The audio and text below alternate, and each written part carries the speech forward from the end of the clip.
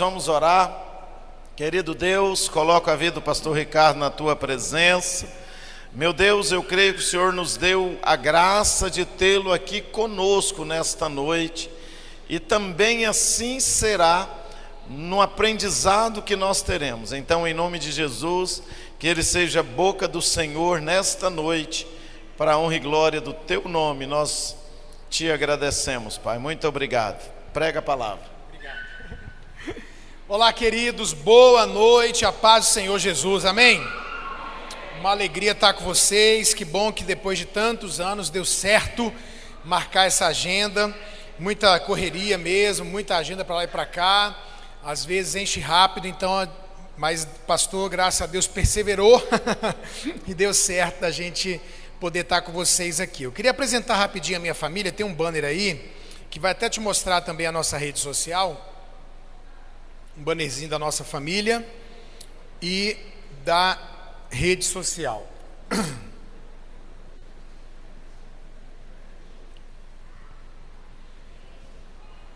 Pronto, tá aí. Começando ali daquele rapaz alto que está solteiro, meu filho mais novo, Josué, tem 21 anos. Depois vem meu filho, minha nora e meu netinho, são pastores lá em Brasília. Depois vem minha filha e meu genro, que moram na Itália. Ela casou com um italiano, cuida do Família de Sucesso lá. Depois vem minha filha, meu genro e minha netinha e minha esposa linda. Esse ano a gente vai fazer 33 anos de casados, graças a Deus. Essa é a nossa família, todos são pastores envolvidos no ministério, só o caçula que ainda não. E nós, na verdade, a gente vai até atualizar a foto, porque meu filho ali, que eu estou com um rapazinho no colo, já tem mais um netinho, o Oliver, de 4 meses. Aí a minha filha da Itália vai ter, eu não sei ainda se é menino ou menina, vai vir mais um netinho ou netinha em dezembro. E a minha filha do lado de lá também já vem outra netinha em junho. 5 netos já, meu Deus do céu, né? Até o final do ano chegam 5.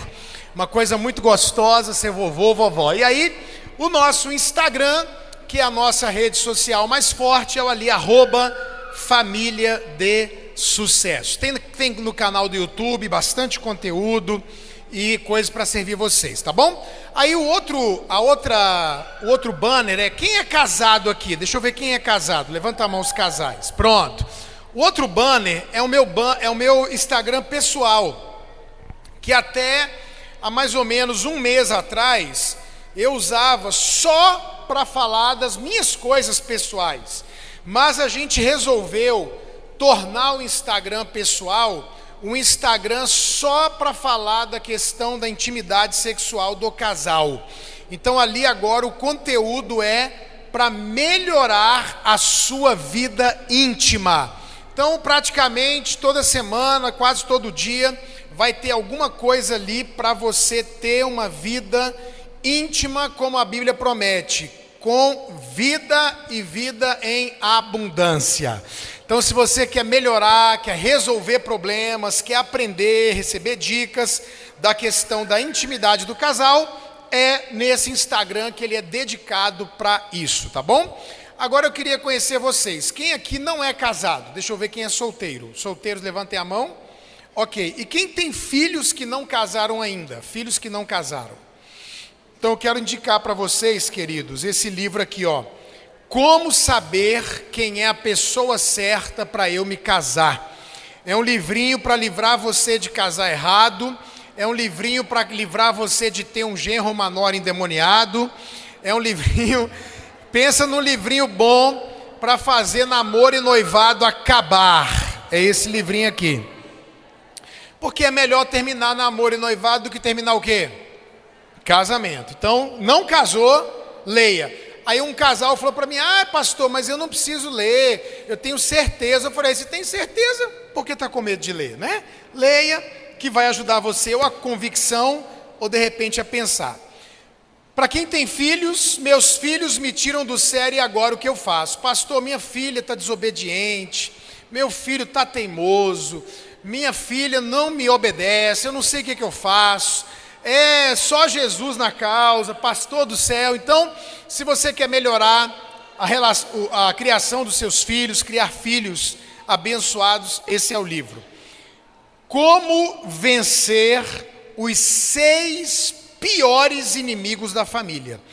A gente trabalha com casais e famílias há mais de 30 anos e a gente identificou quais são os piores inimigos. Como é que eles entram, como é que eles agem e como é que você pode vencê-los. Tem alguém na sua casa gastando muito? Para onde está indo o seu dinheiro? Falar sobre administração financeira, arrumar as coisas, prosperar, organizar. E para as mulheres, tem lá 12 livros, mas eu quero falar só mais esse. Para as mulheres, minha esposa acabou de escrever, tem poucos meses, o lançamento O Poder de Desacelerar e Entrar no Modo Descanso. Um livro para você, mulher, ser ministrada, abençoada, você vai participar, tem coisa para você fazer, tem tipo um diáriozinho para você participar. Homens que querem mulheres mais tranquilas, recomendo você comprar para ela. Gente, vamos abrir a nossa Bíblia hoje em Provérbios, capítulo 28, verso de número 23. Provérbios, capítulo 28, verso 23. Que diz assim: o que repreende ao homem achará depois mais favor do que aquele que lisonjeia com a língua.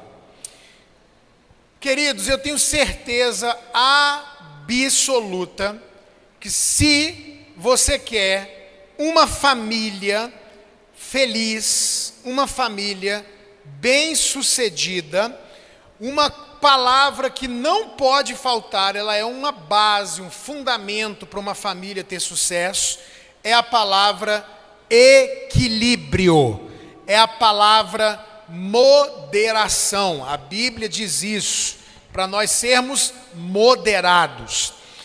Todo excesso na vida, todo extremo, ele é muito perigoso, ele não é bom, ele faz mal, e para a família, então, ele é terrível.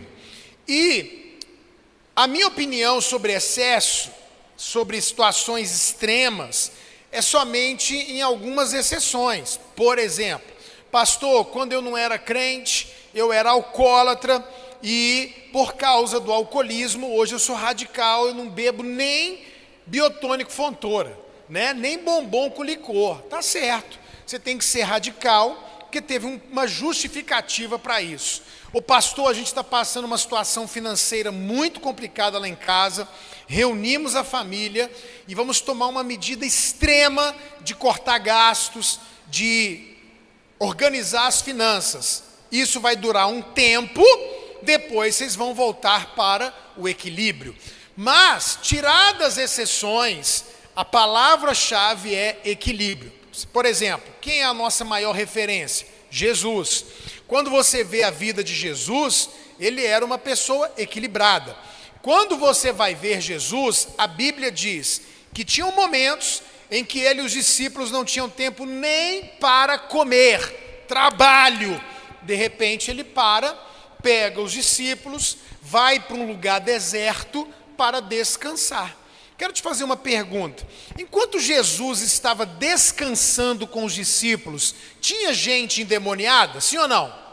Tinha gente precisando de cura, precisando ouvir o evangelho, precisando ser atendido, família sofrendo? Tinha, mas mesmo assim ele parou tudo e tirou um tempo para descansar com os discípulos.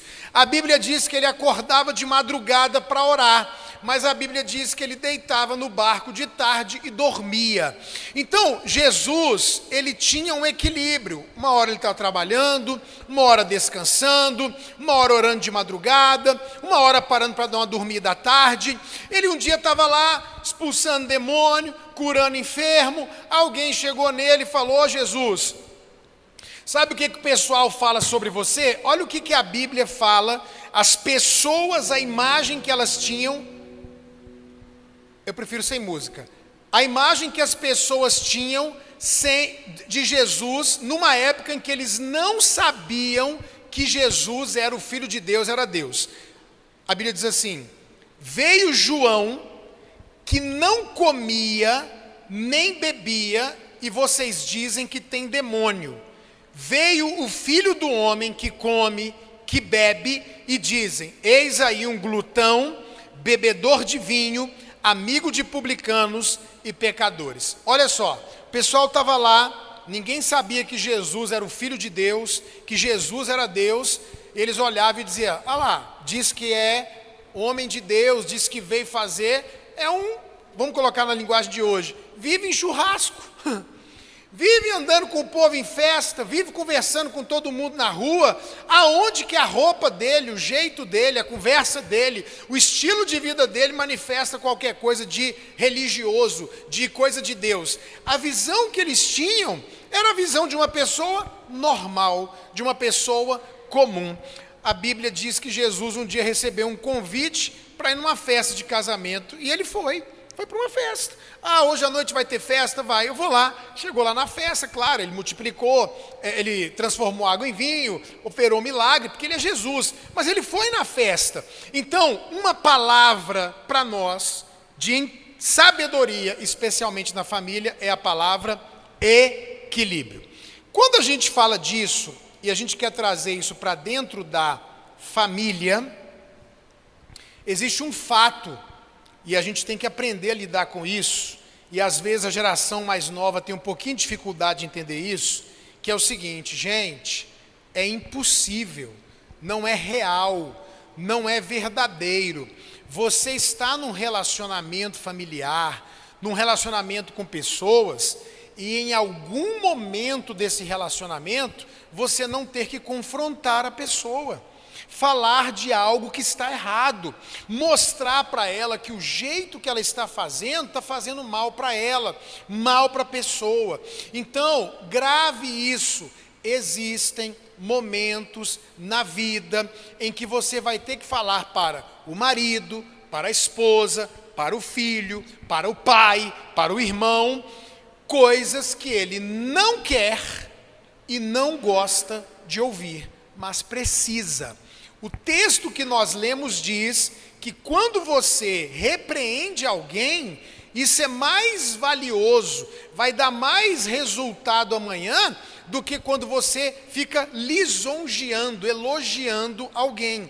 Então, as pessoas hoje, elas só querem receber feedback bom, elas só querem ouvir que está tudo lindo, que parabéns, valeu a sua intenção, mas isso não é real.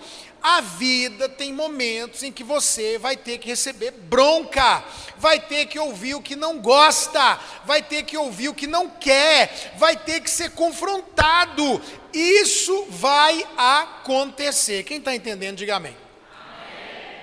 Quando você lê as cartas do Apocalipse, você vai ver Deus, que é a nossa maior referência, dizendo assim: olha, igreja, vocês estão de parabéns nisso daqui. Aí ele diz assim: tenho, porém, contra ti. Esse tenho, porém, contra ti tem alguma coisa que precisa mudar. Tem alguma coisa, apesar das coisas boas, que tem que melhorar. Ele usa 3 vezes a expressão tenho, porém, contra ti. Quando Jesus, lá em Marcos capítulo 9, encontra um grupo de fariseus e dos discípulos conversando e discutindo, Jesus pergunta: o que vocês estão discutindo aí? Aí eles dizem, aí o pai do menino, que é aquele menino que o demônio jogava no fogo e na água para matar, chega e diz assim: eu trouxe meu filho endemoniado e os seus discípulos não conseguiram expulsar. Quando Jesus ouve isso, ele fica chateado e ele dá uma bronca nos discípulos. Se você ler lá em Marcos 9, ele vai dizer assim: ó geração incrédula, até quando eu terei que estar com vocês? Até quando eu terei que sofrer por causa de vocês? Jesus falou isso para os discípulos dele na frente de todo mundo. Se fosse hoje, se Jesus fizesse isso hoje, pastor, um grupo de pessoas ia chamar Jesus e dizer assim: olha, não se deve chamar a atenção assim. Você deve chamar a pessoa em particular, não na frente dos outros. Não fale desse jeito, é muito duro. Mas Jesus, ele não chegou quando ele ouviu e disse assim: gente, eles estão em treinamento, eles são só seminaristas, calma, eles ainda estão aprendendo. Ou então depois em particular: poxa gente, como é que vocês fazem um negócio desse? Não, a hora que o pai disse, eles não deram conta de expulsar o demônio, Jesus falou: vocês não são crente coisa nenhuma, até quando eu vou ter que aguentar vocês, até quando eu vou ter que suportar vocês? Eu imagino Jesus pregando no púlpito de algumas igrejas hoje, o povo ia querer sair da igreja de Jesus. Eu queria saber para que igreja que eles iam, porque quando o pastor traz uma palavra dura, troca de igreja, troca de pastor. E quando é Jesus dando a palavra dura, vai para qual igreja? Então, irmãos, eu estou falando de Marcos 9, eu estou falando de Apocalipse, eu estou mostrando isso para você, para que não fique nenhuma dúvida de que em um relacionamento, dentro de casa, no relacionamento marido e mulher, pais e filhos, irmãos, vai ter momentos em que vão existir momentos em que a gente vai ter que falar coisas que o outro não quer, não gosta, e vai ter que confrontar. Isso vai acontecer. Amém? Agora olha aqui para mim. Contudo, porém, todavia e entretanto, preste atenção, o fato de você poder e até dever falar coisas assim para as pessoas não te dá o direito de ser uma pessoa chata. Por isso, o tema da minha mensagem hoje é: sempre chato, nunca chato, ou às vezes chato. Quem é você? Pergunta aí para alguém perto de você: quem é você? Sempre, nunca ou às vezes chato?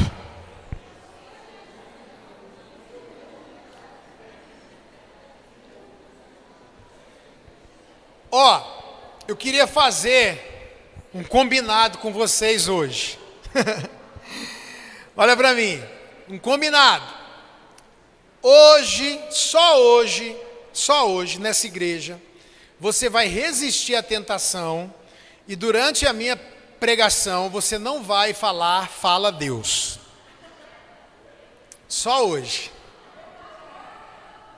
Não pode, porque senão vai dar briga.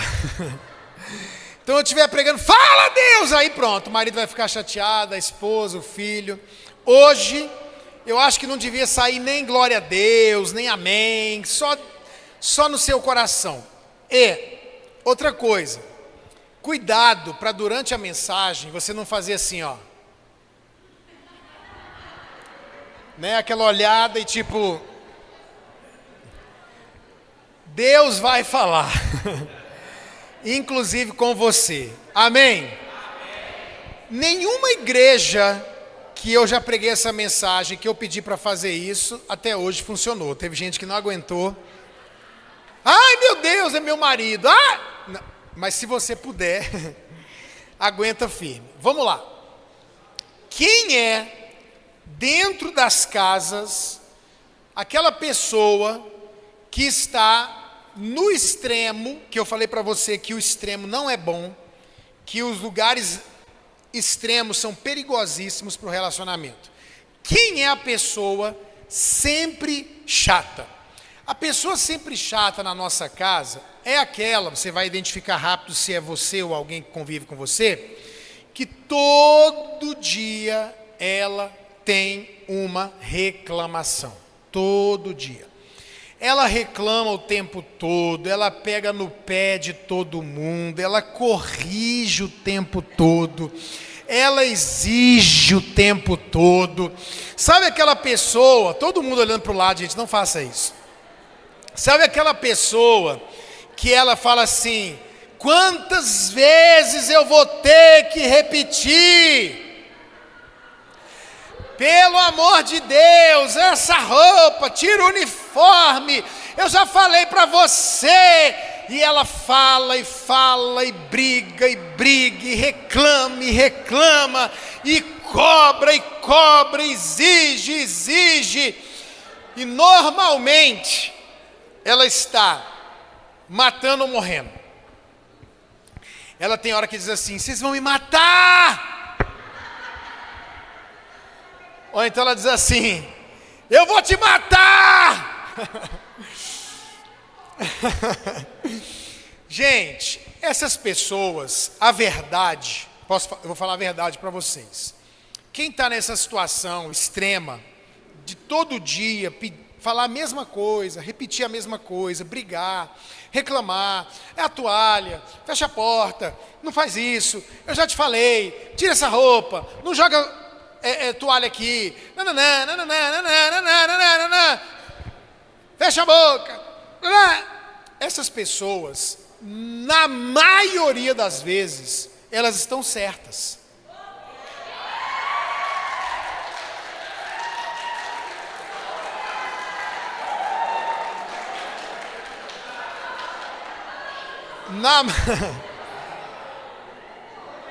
E quem aplaudiu já se entregou, né? E essas pessoas, elas são exigentes com os outros, na grande maioria das vezes, elas não são incoerentes, elas são exigentes também consigo mesmas. Então, como elas conseguiram ser organizadas, não ficam esquecendo as coisas, e elas veem esse tipo de atitude em casa, a intenção delas é a melhor possível. A intenção é o quê? Ajudar o bagunceiro a virar organizado, ajudar o esquecido a não ficar esquecendo as coisas, ajudar o porquinho a virar limpinho. A intenção é boa. A motivação é organizar as coisas, é aliviar. Eu sei disso e eu sei que na maioria das vezes, numa situação de discussão, em alguma coisa, essa pessoa, ela está certa. Mas o que está acontecendo que eu quero chamar a sua atenção hoje? Preste atenção. Eu quero que você pare para perceber que você está usando um método que não está funcionando. Como é que eu sei que o método que você está usando não está funcionando? Porque você continua chato. Se a sua chatice mudasse as pessoas, você teria sido chato 1, 2, 3 vezes, ela mudaria, você não precisaria continuar sendo chato. Mas por que tem 10 anos, 20 anos, que você briga pela mesma coisa, repete a mesma coisa, fala a mesma coisa e não muda? Porque o que você está fazendo não está dando certo. Einstein, pelo menos a frase atribuída a ele, diz o seguinte: insanidade, loucura, é você fazer a mesma coisa e esperar resultados diferentes. Não vai ter. Eu já tentei, pastor, falar com essa criatura, eu já expliquei, na verdade ela sabe que eu estou certo, mas não muda.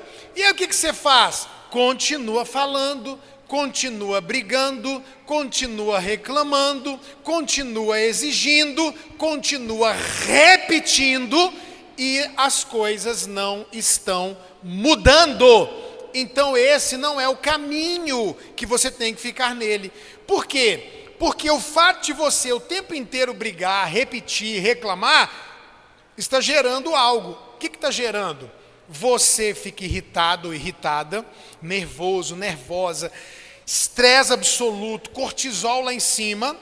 O ambiente da casa fica um ambiente pesado, ainda que você esteja certo, ainda que o outro esteja errado, ainda que a intenção seja a melhor possível, mas o ambiente fica pesado. Aniversário, almoço, saídas para um passeio. Por quê? Porque não pode, isso, e aquilo, e nananã, e reclama, e não muda, ou a mudança é muito pequena.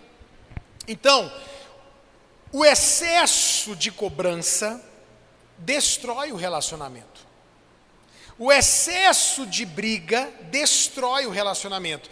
As pessoas começam a não querer estar perto de você, ainda que a sua intenção é boa, ainda que você está certo, ainda que o objetivo é melhorar o outro. Você está no extremo e toda hora briga e fala e reclama e a pessoa não recebe. Por quê, pastor? Preste atenção. Nós somos seres emocionais. E quando você vai falar de alguém, é automático, é inconsciente. A pessoa vai levantar um escudo para se defender, emocional. Ela vai levantar muros. E o seu objetivo, que é alcançar, não chega, porque ela se defende. Ela vai blindar para não sofrer, para não sentir mal. E alguns, além de se defender, ainda vão atacar, vão brigar, vão falar, vão retrucar e vai virar uma confusão. Então, essa coisa de ficar o tempo inteiro não dá resultado. Repito, por isso que você está falando há anos e as coisas não mudam.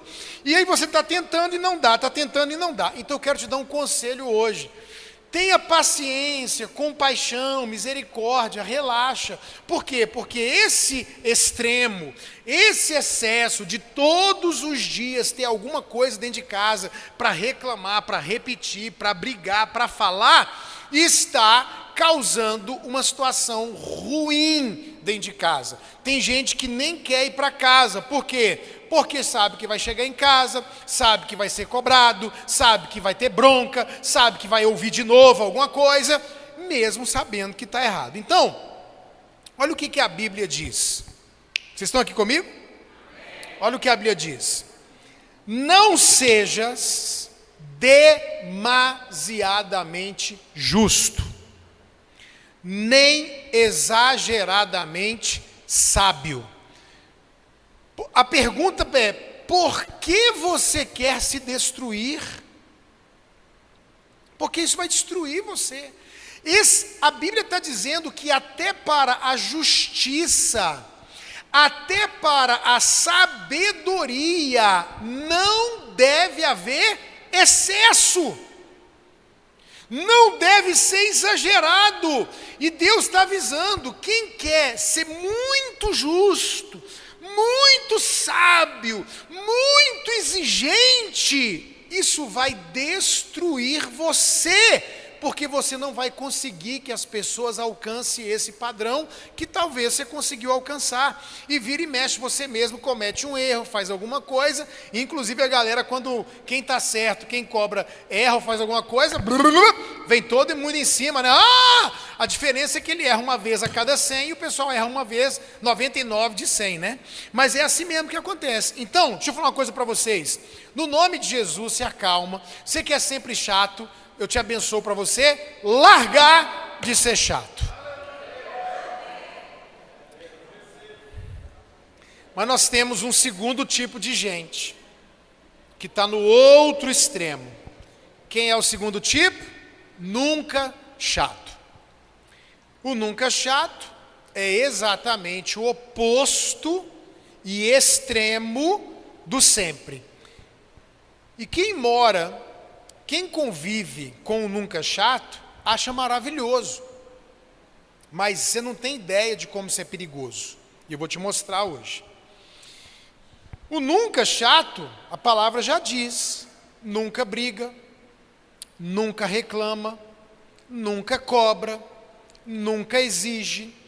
Qual é a coisa mais importante para essa pessoa? Paz. Não quero brigar, não quero discutir, entendeu? Não quero falar. Vira e mexe, eu encontro alguém nas minhas andanças aí pelo Brasil que diz assim para mim: pastor, lá em casa a gente não briga. Irmão, quando eu ouço que alguém não briga, minha coluna arrepia na hora. Como que não briga? Como é que uma pessoa que está num mundo imperfeito, com pessoas imperfeitas, com pessoas diferentes, ainda tem o capeta para atazanar, não briga? Por que tem gente que não briga? Por que tem casais que não brigam? Quando isso não existe, é impossível. Os discípulos de Jesus brigaram, Jesus brigou e vocês não brigam. Como é que é isso? Alguém nessa casa está nessa posição aqui. Por quê? Por temperamento, por trauma, porque conviveu com um sempre chato na infância, na adolescência. Por algum motivo, essa pessoa tomou essa medida. Então, o que acontece num relacionamento onde alguém cai no extremo de nunca falar nada? Aquela pessoa que está no relacionamento com ela, seja marido, pai, filho, fala alguma coisa boa, carinha de alegria. Fala alguma coisa ruim, carinha de alegria. Não muda.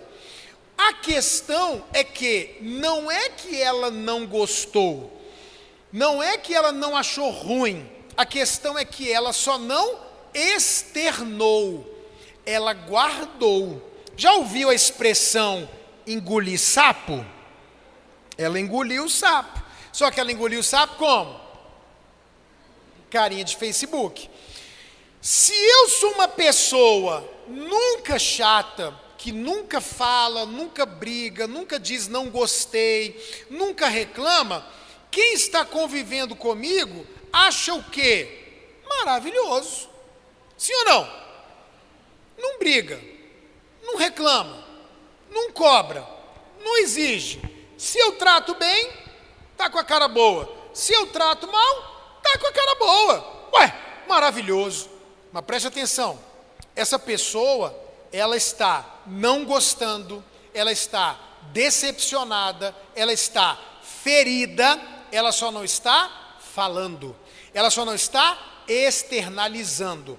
E o que acontece? Ela vai engolindo sapo, a intenção dela é boa também, ela só não quer problema, briga, situação pesada, só que ela está cometendo um erro muito, mas muito perigoso, porque ela está enganando, sem querer, todo mundo que convive com ela. Quem é que vai saber o que eu não gosto se eu não falo? Como é que ela vai saber que eu não gosto dessa brincadeira se eu não falo, que eu não gostaria que me tratasse assim se eu não reclamo? Como é que ela vai? Ela só guarda. E deixa eu te contar a minha experiência.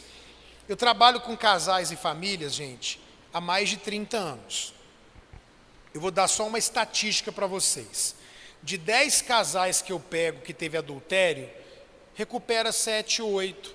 De 10 casais que eu pego que teve problema de incompatibilidade de gênero, comunicação, 7, 8.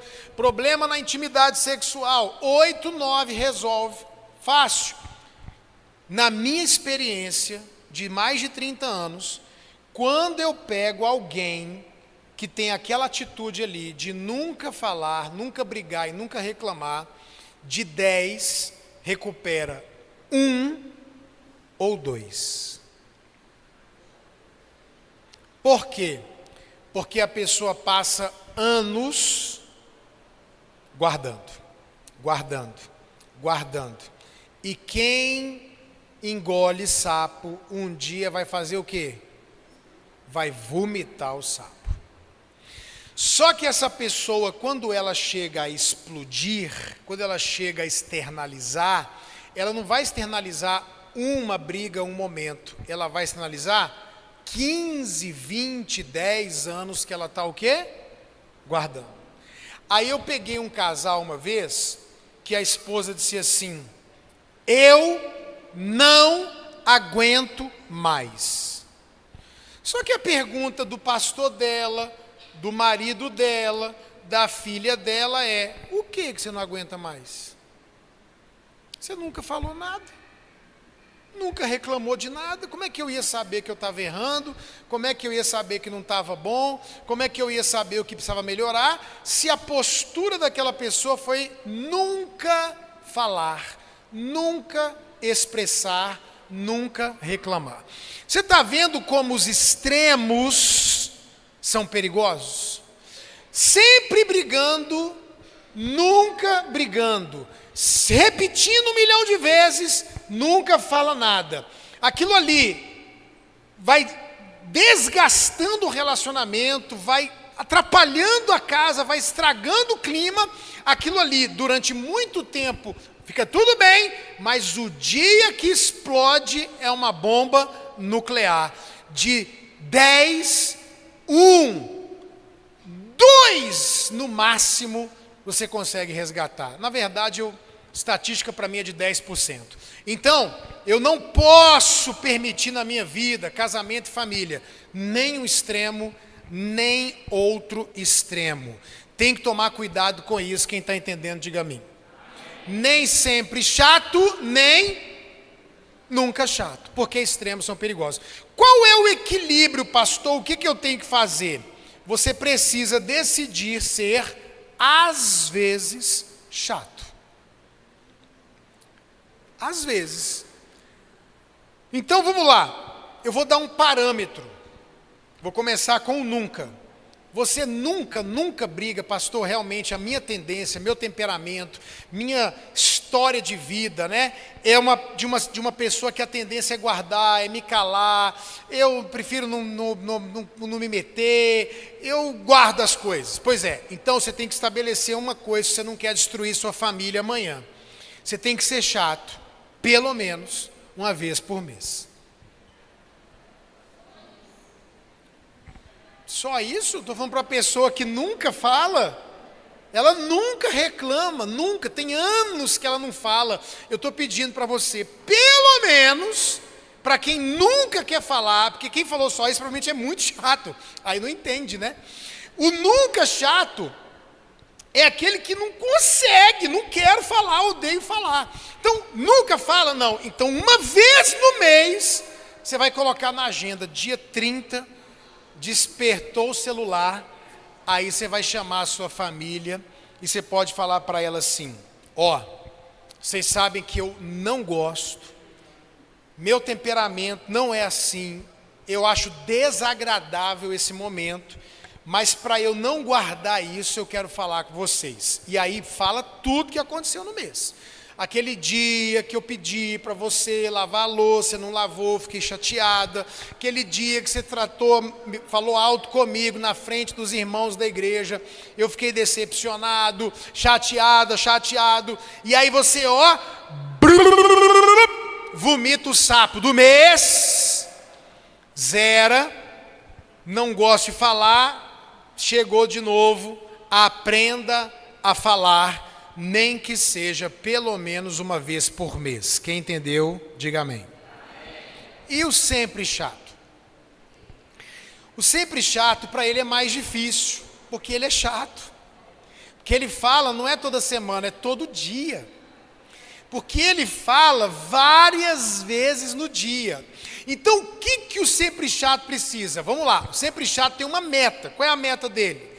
A meta dele é falar o ideal uma vez na semana. Difícil, né? Muito, eu sei. Muito difícil. O ideal uma vez na semana. Por quê? Porque ficar falando não adianta. Vamos aprender com Deus? Aprender com Deus? Olha só. Digamos que Deus falou claramente para você. Vamos usar um exemplo de um namoro. Um namoro. Deus chegou para uma moça e falou assim: ela está perguntando, Deus, eu devo namorar com esse rapaz? É ele meu marido, eu gosto tanto dele, é tão bonitinho. E aí Deus fala com ela: não é ele. Mas ela está apaixonada, ele é bonitinho, e ela desobedece a Deus, e ela toma o caminho de namorar, mesmo sabendo que não é a vontade de Deus. Presta atenção. Pergunta. Deus falou para ela, não faça. Falou que ela não queria ouvir. Ela queria ouvir sim. Falou que ela não gostou de ouvir. Ela queria ouvir, namora. E ela desobedeceu e entrou no caminho que não é o caminho bom, errado. Minha pergunta, quando ela decidiu desobedecer, Deus vem atrás dela e fica: para, já falei, vou ter que repetir, não é para ficar, sai desse relacionamento, não. Ele faz isso? Não. O que Deus faz quando Ele diz não para uma pessoa e a pessoa toma o caminho que não deveria tomar? ele se cala.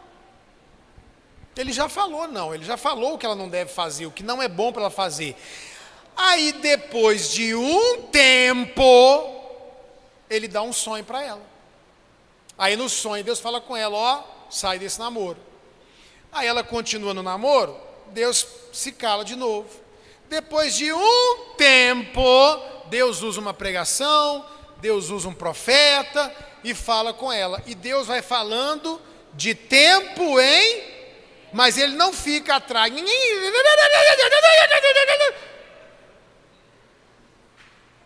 E é isso que a gente faz. Então, eu tenho que chegar para minha família na sexta-feira ou no domingo, falar, gente, vamos tratar a semana aqui que eu quase morro, eu preciso falar.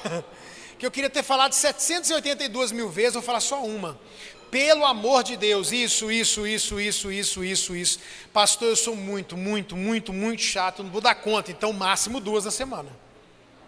O ideal é uma, máximo 2. Por quê? Porque se você ficar falando todo dia, você já vai para o extremo, não dá resultado e excesso de cobrança destrói relacionamento. Amém? Deixa eu contar uma história para ajudar vocês. Minha história. Eu casei há 32 anos atrás e na minha casa, a pessoa organizada da casa sou eu. Eu sou o cara que meu guarda-roupa é arrumado, minhas roupas são organizadas, cabide para o mesmo lado, roupas normalmente, até a cor eu coloco mais ou menos igual.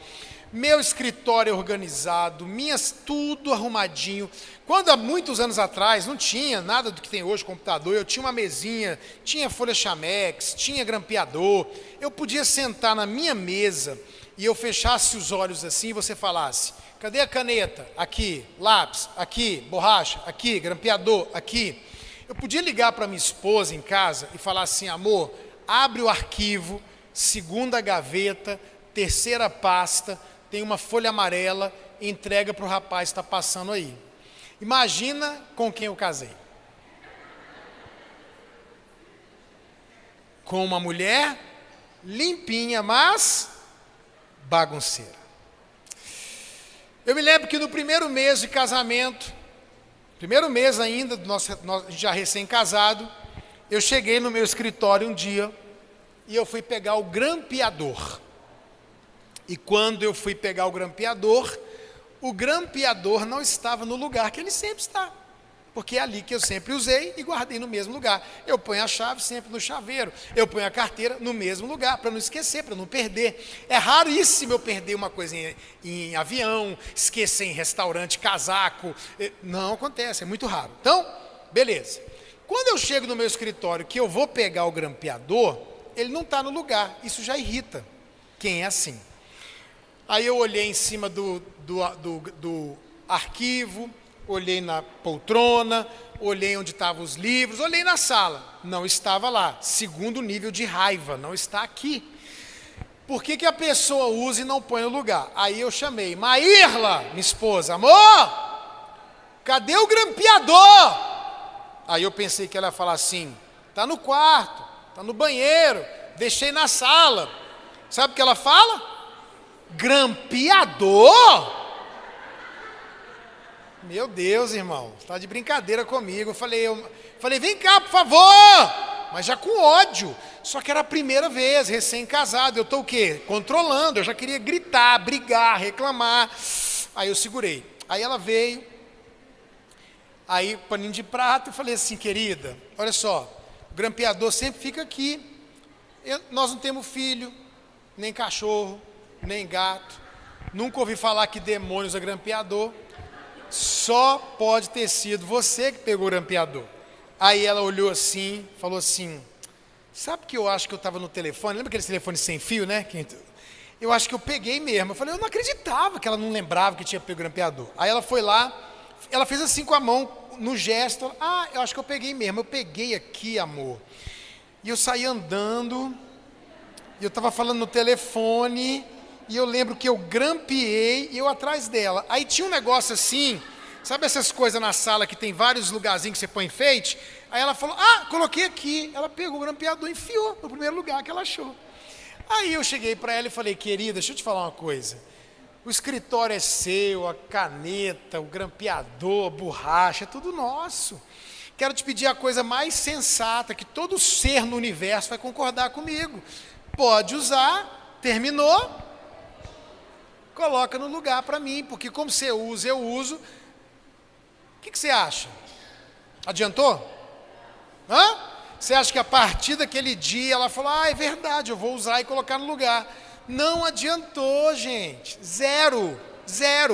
Então, o grampeador continuou sumindo, a caneta continuou sumindo, a borracha estava num lugar, o papel que era para estar acabou e ninguém avisou. E nós vamos convivendo 1 mês, 2 meses, 4 meses. Começou o quê? Briga, e eu comecei a reclamar, e eu dizia: pelo amor de Deus, né? Qual o seu problema? Por que você faz isso? Só que aí vai entrando tudo. Por exemplo, esse aqui é o grampeador, é a chave, é a caneta, mas e a chave do carro? A gente tinha só um carro e uma chave. E aí, quantas vezes eu acordei, fui lá no chaveiro para pegar o carro para sair para trabalhar, e a chave não estava lá pela 1000ª vez. Aí eu voltava rápido no quarto, pegava a bolsa dela dormindo, virava a bolsa em cima do sofá, nada da chave.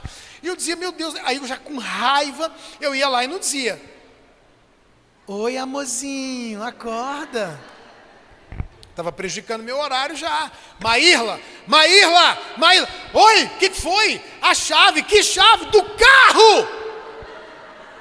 Caramba, quantas vezes eu vou ter que falar para você: põe essa chave no chaveiro. Por que você faz isso? Meu Deus, para que essa grosseria? Meu Deus, minha cabeça está doendo. Pelo amor de Deus, a culpa é sua. Você que não põe a chave, eu já te falei. Eu não sei onde é que está a chave, mas você tem que saber. Você que usou o carro. Aí ela levanta, vai na calça jeans que ela estava usando, vai no casaco que ela estava usando, vai não sei aonde, aí acha a chave. Nessa hora eu já estou atrasado, nervoso, sai com raiva, brigando. Ela brava porque eu falei nervoso, acordei ela agoniada, sai cantando pneu indignado. Meu Deus, até quando isso? Irmão, isso aí foi anos. Eu acho que foi uns 7, 8 anos, por aí. Um dia, eu tinha um culto na nossa igreja de quinta-feira, acabou o culto, saí com o pessoal dos homens para jogar bola, num sintético. Cheguei em casa, era muito tarde, à meia-noite e pouco. Aí, entrei no quarto. Gente, quando eu entrei no quarto, estava uma bagunça o quarto. Coisa para lavar, ou para passar. Quando eu vi aquilo, eu falei: nossa, essa mulher vai me matar. Eu falei: gente, eu vou morrer, essa mulher vai me matar, me dando dor de estômago, coração. E eu falei: olha, se eu tenho um ataque do coração aqui agora, eu morro, ela nem vê. Morri. Quando eu olho para ela, ó, na paz, dormindo nos braços de Deus, no meio da bagunça, assim, ó, tranquilaça. E eu, nervoso. Quando eu olhei aquilo, irmãos, eu falei assim: quer saber de uma coisa? Eu tomei uma decisão naquele dia. Falei assim: você não vai me matar, não.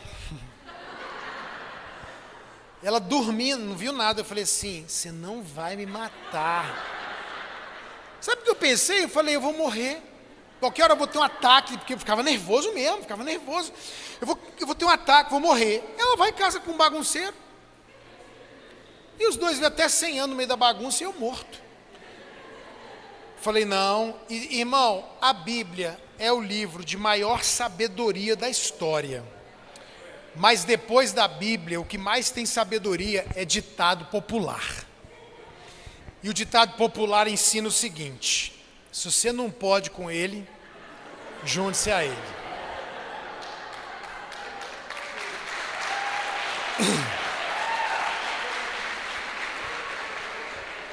Eu fui lá nesse bendito escritório que eu tinha, peguei um monte de folhinha Chamex branca. A minha intenção era dar uma cutucada nela, mas eu falei: quer saber? Chega. Aí eu escrevi assim: Maírla, eu te amo. Coloquei no lugar do quarto. Maírla, não mude. Coloquei em outro lugar do quarto. Maírla, eu te conheci desse jeito. Se você mudar, eu posso não te amar mais. Coloquei em outro lugar do quarto. Meu amor, você é a mulher da minha vida. Te amo para sempre. Coloquei em outro lugar do quarto. Eu coloquei umas 8 folhas dessa. Não mude, continue assim. E eu falei, meu irmão, cansei. Chega. Está fazendo mal para mim. Eu estou ficando irritado, nervoso, brigando, estragando meu casamento. Acho que eu vou morrer. Quer saber? Chega. Aí eu peguei e falei, vamos viver na bagunça então. Pronto, acabou. Quem sabe se eu bagunçar também, ela se toca. E aí eu peguei e comecei a pensar, como é que um bagunceiro faz? Aí eu peguei a chuteira e fiz assim, ó. Joguei a chuteira, joguei o meião num canto do quarto. Aí entrei no banheiro para tomar banho, tirei a roupa. Olha o que eu ia fazer, isso não é muito doido. Coisa de doido isso. Eu ia colocar a roupa suja dentro do cesto de roupa suja. Olha que doideira. Porque onde se coloca a roupa suja? Ou jogada pela casa, ou aqueles bagunceiros que são muito bons, os bagunceiros bons, eles jogam aonde? Do lado do cesto. Não é incrível? É, do lado, ele não põe, tá aqui o buraco, só abrir, ele põe aqui, ó, pá, do lado. É incrível. Aí eu coloquei do lado, pá, pronto, é assim que fica a roupa do bagunceiro. Aí eu tomei banho, saí do banho, me enxuguei, e olha o que eu ia fazer? Eu ia colocar a toalha no pendurador de toalha. Não, você põe a toalha onde? No chão, na cabeceira da cama, em cima de uma cadeira, de uma poltrona no quarto. Mas para que pendurar a toalha? Então, como eu não sou muito bagunceiro, eu fui lá e coloquei na cabeceira da cama a toalha. Deitei. Gente, eu demorei demais a dormir. Por quê? Porque a minha cabeça ficava assim, volta e arruma tudo. Volta e arruma tudo. Volta e arruma tudo. Eu me sentindo mal de ter jogado a chuteira, de ter jogado a roupa, e eu me sentindo mal. Aí, nesse vai e vem da minha cabeça brigando, eu dormi. Quando eu acordei no outro dia, minha esposa já tinha acordado, eu encontrei com ela na cozinha, ela olhou para mim e falou assim, ai amor, eu me senti tão amada. E eu na minha cabeça, eu não falei isso para ela. Hoje ela ouve a pregação, ela sabe, né? Mas eu falei assim, você não vai me matar não. Você não vai me matar e casar com um bagunceiro e viver 100 anos não. Aí eu falei assim, amor, deixa eu te falar uma coisa, eu não vou mais brigar. Chega dessas brigas aqui em casa. Ficar cobrando, brigando, quer saber de uma coisa? Ela nem viu, você acha que ela viu que eu joguei chuteira, que eu deixei roupa, toalha? Nem viu. Falei, amor, tranquilo, eu te amo, você é mais importante do que isso, vem cá, te amo, pronto, acabou. Queridos, olha para mim, falando para vocês diante de Deus, tem muita gente que convive na minha casa, meus filhos, minha mulher, naquele dia, mudou. Mudou. Hoje, ela diz que eu sou bagunceiro. Eu mudei também. Eu dei uma melhorada. Mas eu não sou bagunceiro. Mas ela disse, essa bagunça aqui. Eu falo, amor, isso aí tá aí porque eu vou levar para a igreja.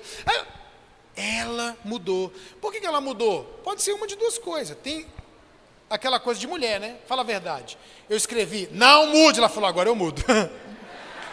Ou, a psicologia diz assim, possibilidade de você mudar uma pessoa é você mostrar para aquela pessoa com exemplo, por isso não funciona o faço o que eu digo, não faço o que eu faço, com um exemplo que é possível fazer ou ser diferente. Por isso que o testemunho é poderoso. Eu fui viciado em cocaína. E eu fui liberto. Quando eu conto isso, alguém que é viciado fala, então é possível. Você entendeu? Então, quando alguém olha e diz assim, tem alguém que mudou, tem alguém que consegue, o exemplo é poderoso para levar alguém para a mudança. Mas não basta o exemplo, porque exemplo, quem é muito chato já dá. Você precisa também dar a essa pessoa um ambiente de amor e aceitação. Então vou repetir. É um ambiente onde essa pessoa nunca é confrontada? Não. É um ambiente onde eu nunca falo que ela não gosta de ouvir? Não. É um ambiente que eu nunca falo que ela não precisa ouvir? Não. Eu tenho que falar o que ela não gosta. Eu tenho que falar o que ela não precisa. Eu tenho que confrontar ela. O que eu estou dizendo é, não dá para ficar fazendo isso quando? Toda hora, todo dia, sempre. O equilíbrio, falo de vez em quando e dou tempo. E com exemplo e amor e aceitação, confrontando, eu crio a possibilidade de que essa pessoa possa mudar. Você entendeu? Não é garantido não, é a possibilidade. Gente, a minha mulher sentiu, meu marido me ama, meu marido me aceita. Ele não gosta que eu faça isso, eu sei que esse não é o melhor caminho, eu mostrava para ela que eu era organizado, que as minhas coisas eram arrumadas. O que aconteceu? Nesse ambiente ela parou de se defender, ela se sentiu livre para jogar o escudo no chão e ela conseguiu encontrar um caminho para... Hoje, ela é muito organizada. Muito. De vez em quando, a chave do carro some. Porque a natureza é a natureza. De vez em quando, ela esquece. Mas já é uma coisa em escala o quê? Muito pequena. Então, queridos, o segredo é não ir para os extremos. O segredo é ser, às vezes, chato. Ok? Às vezes eu vou lá e dou um feedback, como Deus faz. Fala e dá tempo para a pessoa. E espera a pessoa. E ora pela pessoa. E a verdade é, tem coisa que vai mudar rápido, tem coisa que vai mudar muito demorado, e tem coisa que nunca vai mudar. E aí? E aí a Bíblia diz, suportai-vos em amor. Amém? Última dica que eu termino. Quem reconhece que tem problema? Pensa numa coisa que vai ajudar você a melhorar e uma coisa que vai ajudar você na convivência com os outros.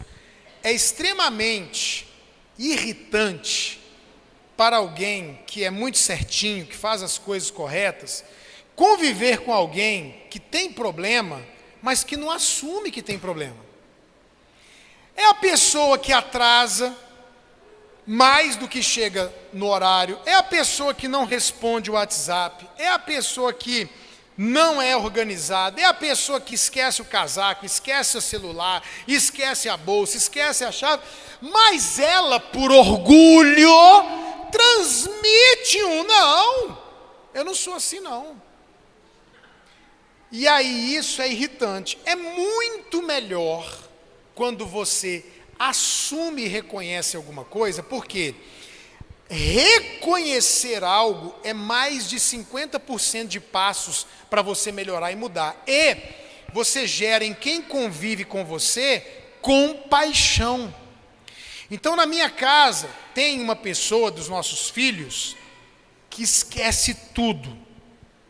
Esquece o celular, esquece a bolsa. Agora, no Dia das Mães, a gente almoçando numa churrascaria, a gente saindo, minha mãe fica calada, pegou a bolsa da criatura, nem viu, nem lembrou, esquece. Só que ela é humilde, ela reconhece, gente, eu tenho mesmo dificuldade, eu esqueço mesmo. Então o que a gente tem por ela? Misericórdia, compaixão. Agora, se ela passasse aquele ar de não tenho problema, isso irrita. Então, meu filho, minha filha, meu querido, minha querida, fala, eu sou ruim de mensagem, não me dá recado não, eu sou ruim de dar recado, não me conta segredo não, eu não sei guardar segredo, me ajuda que eu sou bagunceiro mesmo. Assuma isso. Eu vou contar para vocês de um casal, porque eles contam isso, já contaram em Conto de Casais. Eu preguei uma mensagem parecida com essa daqui, lá na Alcance, do pastor Luciano e Kelly Subirá. E o Luciano e a Kelly me agradeceram muito, falou assim, Ricardo do céu, a Kelly. Lá na igreja, o Luciano viajando, o povo da igreja vinha e falava, Kelly, você pode dar um recado para o Luciano? Posso. Ela nunca dava. O Luciano brigava. Quando ela ouviu isso aqui, ela chegou para o povo e falou: gente, eu não lembro de dar recado, não me dê recado. Fala com o Marciano, fala com o Paulo, fala com o João, mas não fala comigo. Pronto! Ninguém fala com ela, o pessoal sabe, a pastora é assim. Ótimo! Então, criatura, assuma as suas deficiências.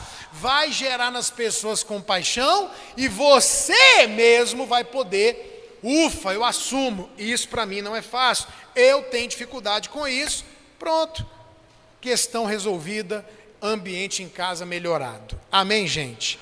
Então fala comigo, não pode, nunca chato, nem sempre chato, às vezes chato. Fica de pé no seu lugar.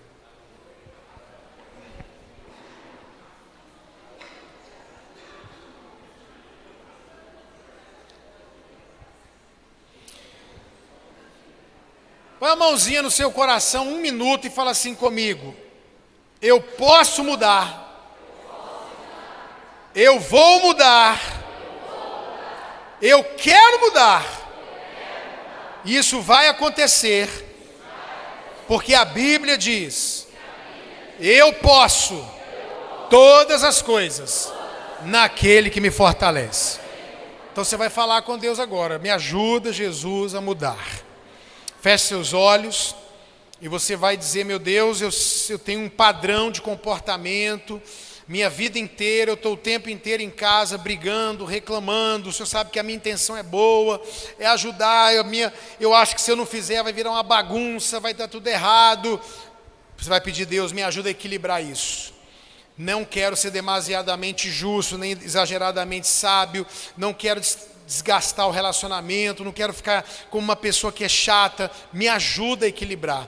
Meu Deus, o meu problema é eu nunca falo, eu nunca reclamo, eu nunca brigo, é difícil para mim. Vai falar: me ajuda a mudar, Deus, eu preciso equilibrar. Eu tenho que falar às vezes o que eu estou gostando, não estou gostando, o que está errado, o que está certo, o que as pessoas não querem e não gostam de ouvir.